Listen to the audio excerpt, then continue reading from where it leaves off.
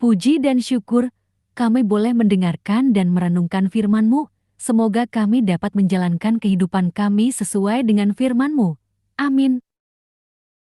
Renungan Harian Katolik, Jumat 29 April 2022, Bacaan Injil, Yohanes 6, 1-15. Yesus membagi-bagikan roti kepada orang banyak. Inilah Injil suci menurut Yohanes. Sesudah itu, Yesus berangkat ke seberang Danau Galilea, yaitu Danau Tiberias. Orang banyak berbondong-bondong mengikuti Dia, karena mereka melihat mujizat-mujizat penyembuhan yang diadakannya terhadap orang-orang sakit. Dan Yesus naik ke atas gunung dan duduk di situ dengan murid-muridnya. Dan Paskah, hari raya orang Yahudi, sudah dekat. Ketika Yesus memandang sekelilingnya dan melihat bahwa orang banyak berbondong-bondong datang kepadanya, berkatalah Ia kepada Filipus, "Di manakah kita akan membeli roti supaya mereka ini dapat makan?" Hal itu dikatakannya untuk mencobai Dia, sebab Ia sendiri tahu apa yang hendak dilakukannya.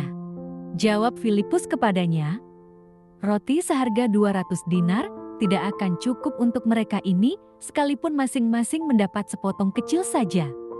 Seorang dari murid-muridnya, yaitu Andreas, saudara Simon Petrus, berkata kepadanya, "Di sini ada seorang anak yang mempunyai 5 roti jelai dan 2 ikan. Tetapi apakah artinya itu untuk orang sebanyak ini?" Kata Yesus, "Suruhlah orang-orang itu duduk. Adapun di tempat itu banyak rumput."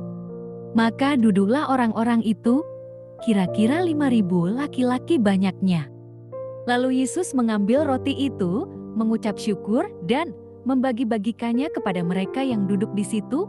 Demikian juga dibuatnya dengan ikan-ikan itu, sebanyak yang mereka kehendaki. Dan setelah mereka kenyang, Ia berkata kepada murid-muridnya, "Kumpulkanlah potongan-potongan yang lebih, supaya tidak ada yang terbuang."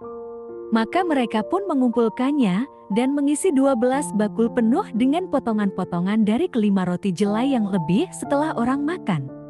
Ketika orang-orang itu melihat mujizat yang telah diadakannya, mereka berkata, "Dia ini adalah benar-benar nabi yang akan datang ke dalam dunia." Karena Yesus tahu bahwa mereka hendak datang dan hendak membawa Dia dengan paksa untuk menjadikan Dia raja, Ia menyingkir pula ke gunung seorang diri. Demikianlah Injil Tuhan. Terpujilah Kristus. Renungan Injil, rajakanlah Yesus. Setiap orang yang hadir ketika Yesus memecah roti dan ikan bisa merasakan bahwa Yesus memang seorang nabi. Yang dilakukan Yesus mengingatkan orang kepada Allah yang memberikan mana bagi Israel di tengah gurun yang mematikan. Dan sekarang, Yesus datang memberikan roti bagi mereka di tengah penjajahan Romawi. Apakah ini kebetulan? Jika ya, mengapa sisa roti ternyata 12 bakul? Bukankah cocok dengan ke-12 suku Israel? Filipus, Andreas, dan banyak orang lain tidak salah mengenali, ini sungguh suatu mukjizat. 5 roti dan 2 ikan ternyata cukup untuk 5.000 orang lebih. Orang banyak itu lantas memutuskan memaksa Yesus menjadi raja mereka. Namun, Yesus dengan cepat menyingkir ke gunung sendirian.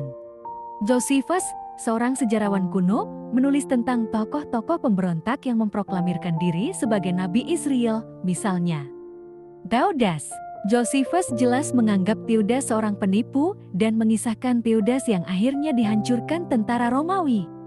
Jadi, kasus seseorang seperti nabi yang ingin dijadikan raja tidaklah asing pada zaman Yesus. Namun Yesus tahu misi Bapanya. Ia menyingkir. Yesus akhirnya masuk ke Yerusalem dan dilulukan sebagai raja. Perjalanan ke Yerusalem adalah jalan menuju salib, bukan popularitas. Kita mungkin sering menyanyikan, "Rajakanlah Yesus," tetapi membedakan jalan Tuhan dari rancangan kita sendiri butuh ketajaman hati. Tidak semua yang gemerlap datang dari Allah. Merajakan Yesus tidak selalu berarti pelayanan dan pekerjaan sukses. Namun, Tuhan juga sering menuntun kita ke jalan yang tidak populer. Banyak orang lebih tertarik pada kebesaran dan popularitas. Memilih jalan Tuhan justru berarti pergumulan dan penolakan. Dalam situasi itulah akan terungkap apakah kita sungguh merajakan Yesus. Mendisiplin diri untuk panggilan yang tidak populer memerlukan kekuatan dari Sang Hidup itu sendiri.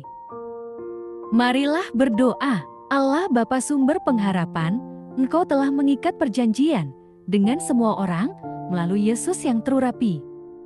Semoga kami selalu berpegang teguh pada Dia dan berkembang menjadi umat yang patuh setia dengan pengantaraan Yesus Kristus, Putra-Mu, Tuhan kami, yang bersama Dikau dalam persatuan Roh Kudus, hidup dan berkuasa, Allah sepanjang segala masa. Amin. Dalam nama Bapa, Putra, dan Roh Kudus. Amin.